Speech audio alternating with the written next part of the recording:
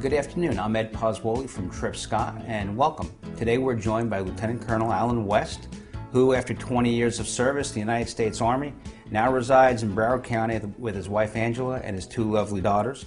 And this past November, he was elected to the United States House of Representatives, District 22. Congressman West, welcome. Thanks so much. Pleasure to be here with you. And you know, to start, I want to say congratulations. Thanks, Ed. So how has it been?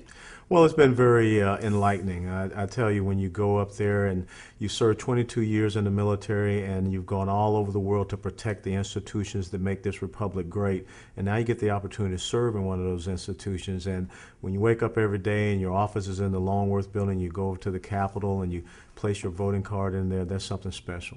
And you're now joining majority Republican House. Absolutely. 87 new freshmen, and we have 242 members on the Republican side. And no more challenging time than today. Absolutely. Florida is with unemployment in Florida about 12%. Yes. How do we fix the economy? Well, the most important thing is, last week when I was sitting there listening to the State of the Union address, and you hear the president talk about investment and innovation, that's just a new connotative meaning for government spending. If we really want to turn it around economically with job growth and also long-term sustainable economic strength, it comes from the private sector. It comes from reducing the taxation burdens and the regulatory burdens we put on them. You look at something such as the corporate business tax rate, which will soon be the highest in the world at 35%. You got to cut it in half. You got to look at simplifying the individual tax code. You got to give people some certainty and predictability so that, it's not this election cycle soundbite mentality that's going to get us to where we need to be in this country. We've got to have long-term visionary leadership that looks in the 20 to 30 year realm, and I think that's what we're going to do. How do we get private business to feel confident enough to hire? I think they have to see us in Washington, D.C. take care of business up there. I mean, you and I had a great discussion before we came here about how you imparted some austerity measures. Well, we got to do the same thing up in Washington, D.C. because it's not a revenue problem here in the United States of America, it's a spending problem. Fiscal year 2010, $3.3 trillion of government spending, and we only brought in about $2.2 trillion of revenues. So if we continue down this path of 1.42 trillion, 1.29 trillion, CBO just last week said 1.48 trillion in deficits, the private sector is not going to have any confidence in us doing the right thing. So that's where we have to make that change. And what can this Congress do to encourage both small and larger business to hire and to research and put more money into research and development for innovation? What can they do? Well, I think that you're starting to see that already, us looking how we can cut in Washington, D.C., but trying to give some predictability, trying to say we're going to bring down those tax rates, trying to say we're going to reduce that regulatory burden. I'm sitting on the Small Business Committee, and my subcommittee, one of them is investigations, oversight, and regulation.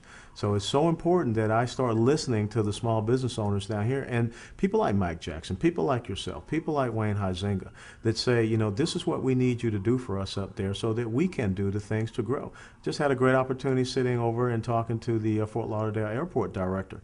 They're going to bring in that new southern runway. Right. And you think about the jobs that will create. You think about the increased revenues. I mean, $2.7 billion a year, that's what that airport brings in. Right. And when you bring it in together with the world's largest cruise port, now we're talking about how we turn around down here in South Florida. What specifically can Congress do? And what specifically, Congressman West, can you do to breed confidence in the small business owner to hire the extra account, or to hire the extra clerk, or to invest in new technologies? I give you a great example. One of the reasons why we had to extend the Bush era tax cuts, because small businesses operate at the S Corp, the personal income tax rate.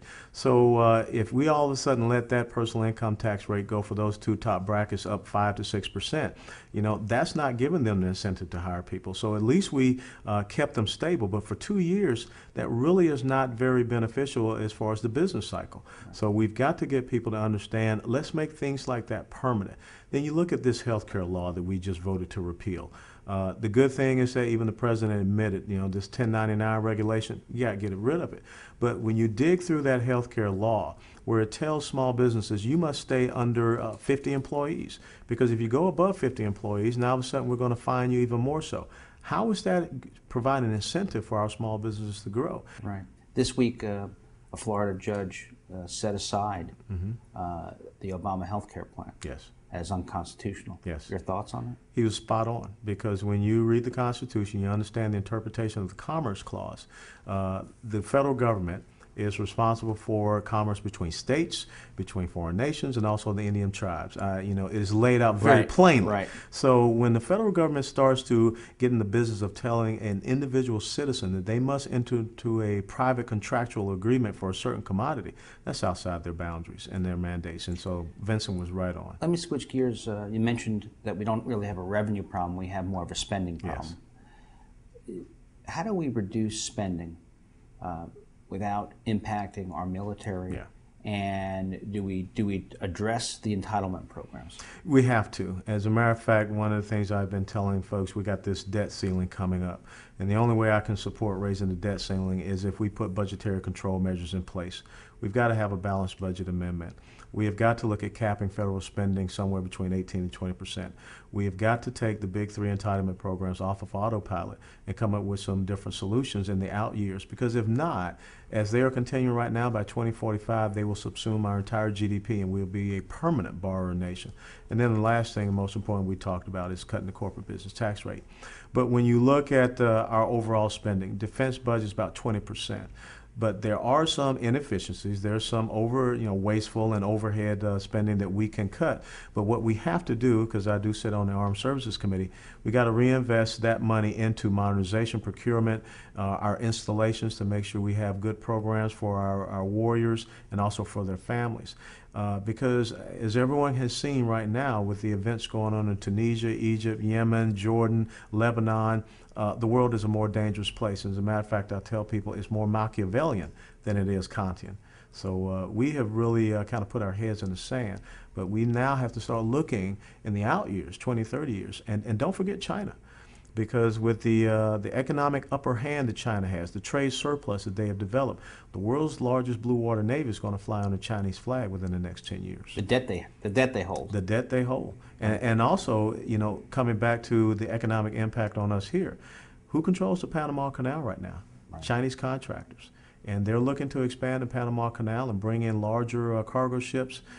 We don't want them strangling us here because that's a huge impact on our port here. Let me switch gears on you again. You mentioned Egypt and the Middle East. Yeah. What's your assessment of the unrest in Egypt?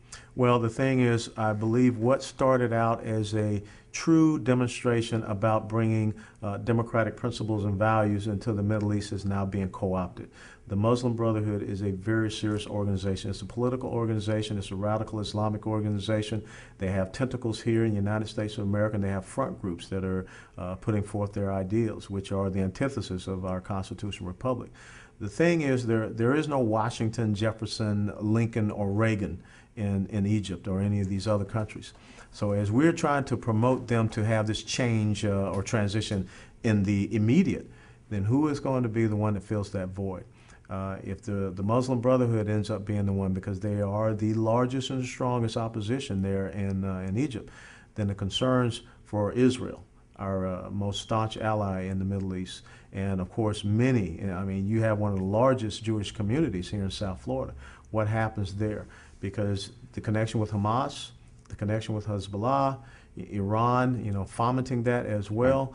And economically, once again, we talked about the Panama Canal. Now think about what happens with the Suez Canal. Right. Talk a little bit more about the potential impact of the instability in the Middle East today on our closest friend there, Israel. Well, when you look at Israel at this current time, there's a very tenuous peace agreement between Egypt and Israel. And a lot of people have to remember it was the Muslim Brotherhood that assassinated Anwar Sadat. Right. And then Mubarak came in. And so he has had to be very tough on that organization. But if all of a sudden the Muslim Brotherhood takes over and they have a very stated intent and purpose, not just for Israel, but also for us, then you see a collusion between the Muslim Brotherhood and Hamas. Then you see a collusion between the Muslim Brotherhood, Hamas, and Hezbollah. You see a collusion then with the Islamic Jihad. And all of a sudden Israel is really fighting a three-front war, right, especially if something goes south, even more so in Jordan. we've got to stand with Israel. I mean, that's an economic partner. The inextricable tie that we have with the modern state of Israel cannot be broken. And what can the White House do now?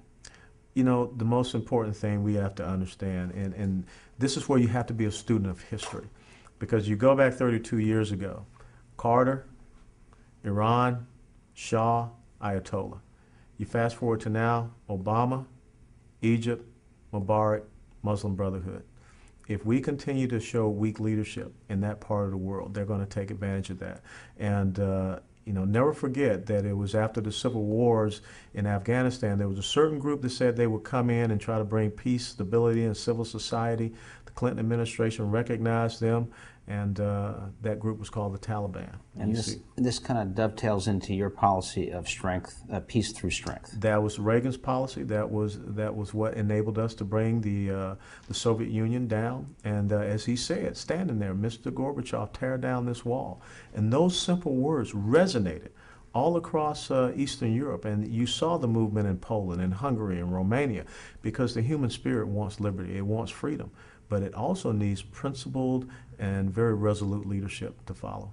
Well, it should be interesting times. We're thankful for your past and your current service to our country. Absolutely. Congressman West, thank you very much. Thanks for having me, Ed. Appreciate it.